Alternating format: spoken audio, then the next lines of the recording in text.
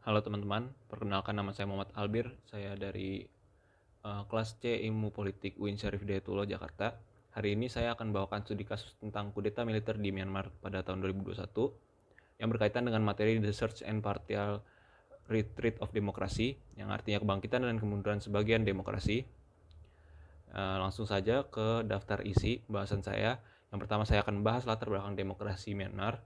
Yang kedua saya akan membahas peristiwa kudeta yang terjadi pada tahun 2021 tanggal 1 Februari, kemudian dampak kudeta pada demokrasi, kemudian saya akan bahas perlawanan dan respon masyarakat internasional, terakhir saya akan bahas keterkaitan dengan materi The Search and Partial Retreat of Democracy. Langsung saja ke pembahasan yang pertama, yaitu tentang latar belakang demokrasi di Myanmar. Myanmar memulai transisi menuju demokrasi pada tahun 2011 setelah hampir 5 dekade di bawah pemerintahan militer Tatmadaw. Reformasi ini menghasilkan pemilu semi bebas pada tahun 2015 yang membawa kemenangan besar bagi Liga Nasional untuk Demokrasi atau Nation League for Democracy atau disingkat NLD di bawah kepemimpinan Aung San Suu Kyi. Pemilu ini dianggap sebagai tonggak penting dalam perjalanan Myanmar menuju pemerintahan sipil setelah bertahun-tahun berada di bawah kendali junta militer. Namun, meskipun terdapat kemajuan demokrasi, Konstitusi 2008 tetap memberikan militer kendali signifikan atas negara, termasuk alokasi 25% kursi parlemen dan kontrol penuh atas kementerian strategis seperti pertahanan, dalam negeri, dan perbatasan, atau yang mengutip pada sumber Human Rights Watch tahun 2022. Kemudian hubungan antara pemerintah sipil dan militer di Myanmar selama masa transisi tetap rapuh. Dualitas kekuasaan ini menjadi tantangan utama bagi stabilitas politik negara. Kemudian popularitas NLD yang meraih 83% suara dalam pemilu 2020 meningkatkan kekhawatiran militer terhadap potensi berkurangnya pengaruh mereka dalam politik. Militer menggunakan tuduhan adanya kecurangan dalam pemilu sebagai dalih melancarkan kudeta pada 1 Februari tahun 2021.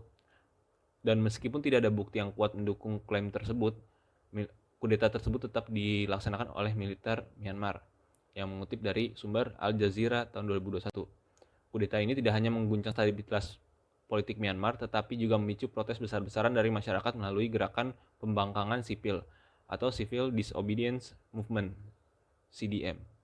Tindakan represif yang dilakukan oleh militer terhadap demonstran termasuk penangkapan massal dan kekerasan semakin memperburuk situasi di Myanmar. Selain itu, pandemi COVID-19 yang sedang melanda negara tersebut memperdalam krisis kemanusiaan dengan layanan kesehatan yang terganggu akibat keterlibatan tenaga medis dalam protes tersebut. Mengutip dari Krisis Group tahun 2022.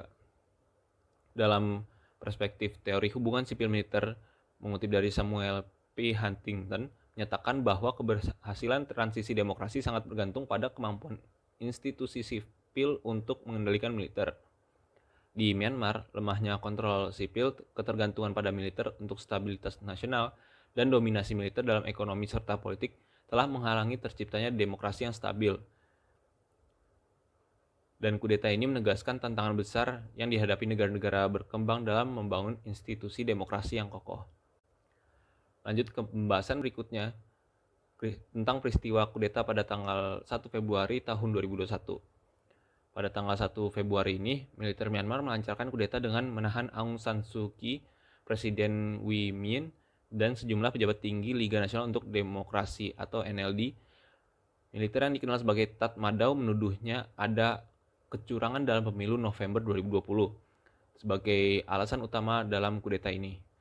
Meskipun tidak ada bukti yang signifikan untuk mendukung tuduhan tersebut, kudeta ini mengakhiri satu dekade transisi demokrasi Myanmar dan mengembalikan negara tersebut dalam kuasa militer penuh, mengutip dari Al Jazeera dan Krisis Group. Dalam pidatonya, Jenderal Min Aung Hlaing berjanji akan mengadakan pemilu baru untuk membentuk pemerintahan yang lebih demokratis. Namun kenyataan menunjukkan tindakan represif yang meluas terhadap para demonstran, aktivis, dan pemimpin oposisi. Pemadaman internet, penutupan media independen, serta penggunaan kekerasan secara brutal menjadi karakteristik utama rezim militer pasca kudeta. Dan situasi ini tidak hanya menciptakan instabilitas politik, tapi juga memperparah krisis kemanusiaan dan ekonomi di Myanmar. Kudeta memicu gelombang perlawanan dari rakyat melalui gerakan pembangkangan sipil atau Civil Disobedience Movement (CDM) yang melibatkan jutaan orang dari berbagai lapisan masyarakat. Pembahasan berikutnya adalah dampak kudeta pada demokrasi. Kudeta militer di Myanmar merupakan simbol lemahnya konsolidasi demokrasi di negara-negara berkembang. Sistem politik yang dirancang melalui konstitusi tahun 2008 menciptakan dualitas kekuasaan antara pemerintah sipil dan militer. Dengan adanya alokasi 25% kursi parlemen untuk militer dan kendali atas kementerian yang strategis, transisi demokrasi menjadi rentan terhadap intervensi militer. Kudeta ini juga menandai kegagalan institusi demokrasi Myanmar untuk melindungi supremasi sipil. Tuduhan kecurangan dalam pemilu tidak dapat diverifikasi secara independen karena lemahnya Komisi Pemilihan Umum Myanmar, mengutip dari Al Jazeera tahun 2021. Akibatnya, keberhasilan pemilu 2020 yang seharusnya memperkuat legitimasi pemerintahan sipil justru menjadi pemicu intervensi militer.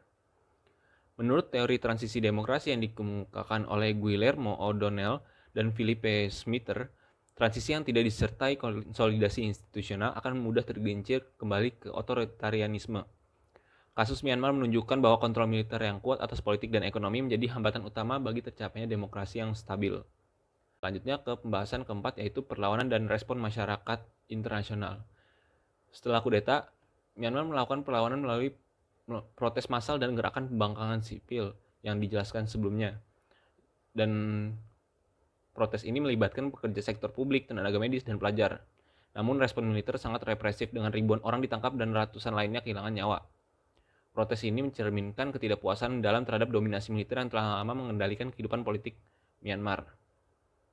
Di tingkat internasional, komunitas global secara luas mengutuk kudeta dan menjatuhkan sanksi terhadap para pemimpin junta militer, seperti Amerika Serikat, Uni Eropa, dan sejumlah negara lainnya membukukan aset dan memberlakukan embargo terhadap pejabat militer. Namun dukungan dari beberapa negara seperti China dan Rusia mengurangi efektivitas isolasi internasional, mengutip dari BBC News 2023. Dan pembahasan terakhir tentang keterkaitan dengan materi The Surge and Partial Retreat of Democracy, atau kemunduran dan sebagian kemunduran demokrasi. Kudeta militer Myanmar adalah contoh nyata dari kemunduran demokrasi di negara dunia ketiga, sebagaimana dijelaskan dalam teori Samuel P. Huntington. Transisi demokrasi yang tidak disertai kontrol sipil yang kuat akan atas militer rentan terhadap gangguan politik, termasuk kudeta. Dominasi dari Tatmadaw dalam politik dan ekonomi Myanmar mencerminkan kegagalan dasar dalam membangun institusi demokrasi yang tangguh. Peristiwa ini juga menegaskan perlunya dukungan internasional yang lebih kuat untuk memperkuat transisi demokrasi di negara-negara berkembang. Meskipun tekanan global terhadap Myanmar meningkat, keberhasilan demokrasi hanya tercapai jika ada perubahan struktural dalam negeri yang membatasi peran militer dan memperkuat institusi sipil. Mungkin sekian dari studi kasus yang saya bawakan. Kurang lebihnya mohon maaf. Berikut adalah daftar pustaka tentang sumber-sumber yang saya kutip dalam penulisan